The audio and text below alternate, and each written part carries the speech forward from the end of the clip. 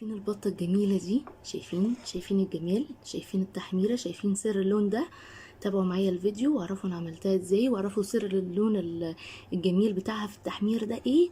وطعمها جميل جدا ودايبة دايبة دايبة دايبة دايبة.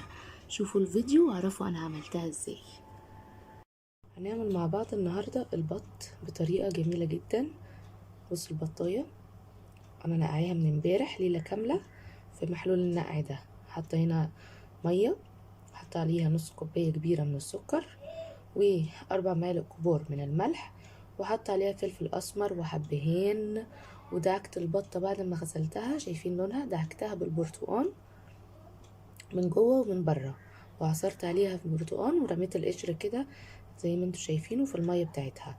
وحطيت ورق لورا وقرنفل، يعني حوالي مثلا 7 8 فصوص من القرنفل، ورق لورا، حبهان، فلفل اسمر. وسبتها ليلة كاملة في المحلول النقع ده.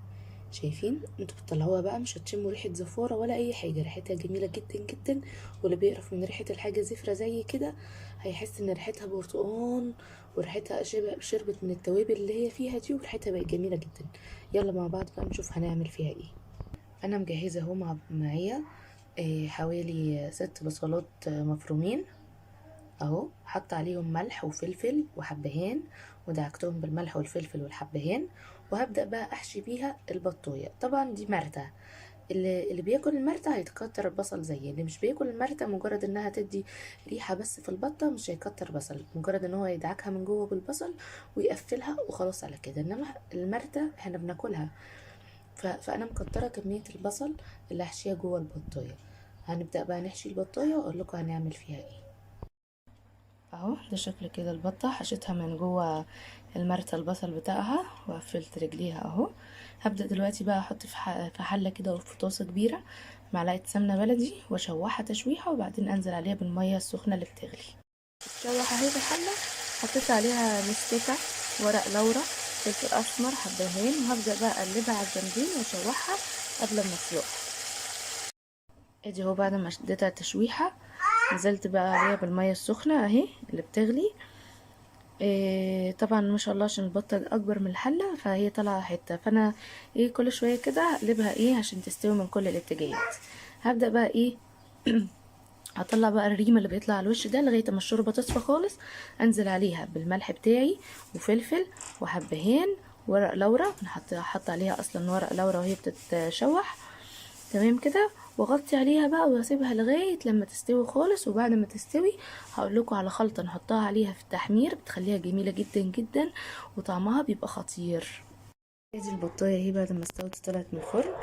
طبعا اللي شايفينه عليها ده انا اول ما بتطلع من الفرن برش عليها ملح وفلفل اسود وحبهان بيخلي ريحتها جميله اهي. هسيبها واوريكم دلوقتي الخلطه اللي هنعملها اللي هندهنها بيها وندخلها الفرن. في بوله كده هنحط معلقه كبيره عسل اسود،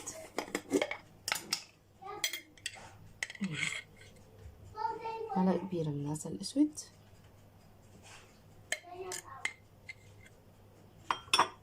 اهي، معلقه كبيره من الصلصه. اللي حابب يستغنى عن الصلصه ممكن يحط كاتشب، معلقه كاتشب. وممكن لو عندنا صويا صوص نحط معلقه كبيره صويا صوص مع معلقه صغيره عسل نحل، براحتكم جدا.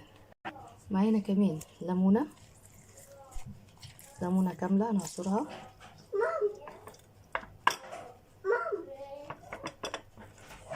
اهي بالشكل ده كده. نعصر ليمونه كامله. كمان رشه ملح، رشه فلفل، رشه حبهان،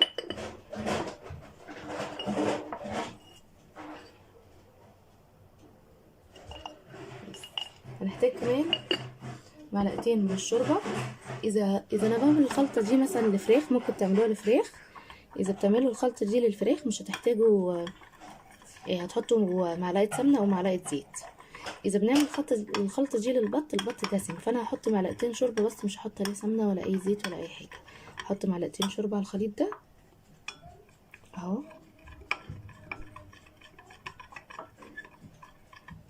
وهندهن البطايه بالخليط ده على وشها وظهرها بالخليط اللي احنا عملناه ده، وندخلها الفرن تتحمر.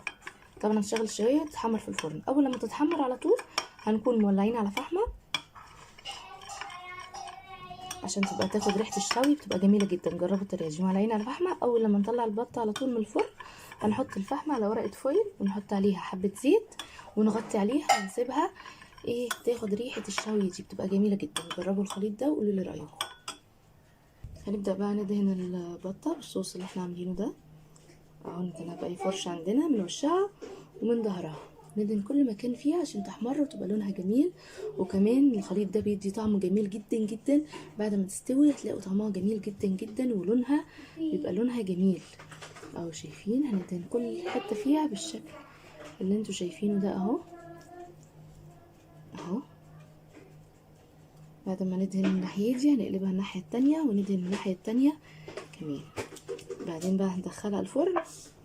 طبعا الفرن سخن، نشغل عليها فوق وتحت، يا اما تشغلوا عليها الشوايه تاخد لون وتقلبوها تعملوا لون الناحيه التانية وبس كده.